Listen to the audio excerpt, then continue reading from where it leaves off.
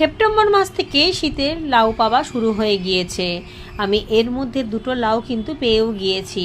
পুরনো গাছে আমি যত্ন করেছি, তাতেই কিন্তু নতুন নতুন ব্রাঞ্চ এসেছে এবং সেই গাছের থেকেই আবার নতুন করে কড়া এসছে। আবারও গাছে খাবার দিতে হবে, যেহেতু কড়া পড়েছে তাই আবারও খাবার দিতে লাগবে।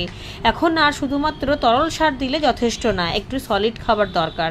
সেই সলিড খাবারের মধ্যে একটু হাড়ের গুঁড়ো, শিংকুচি, অ্যাপসন সল্ট, একটুখানি খাবার চুন, একটুখানি পটাশ মানে কলার খোসা, এই সমস্ত মিশিয়ে গাছের গোড়াতে 1 মুঠো 2 মুঠো করে কিন্তু 10 দিন পর পর দিয়ে যেতে হবে। তাহলে যে কড়াগুলো পড়েছে সেই কড়াগুলো ভালোভাবে সেটও হয়ে যাবে এবং নতুন করে আরও অনেক কড়া আসবে। এই সময় নাইট্রোজেনযুক্ত কিন্তু খাবার একেবারেই দেওয়া যাবে না, কারণ আমরা যেহেতু ফলনটা নেব তাই গাছ বেশি বাড়াবার প্রয়োজন নেই। তাই এই সময় পটাশ জাতীয় খাবারটা বেশি করে দিতে হবে।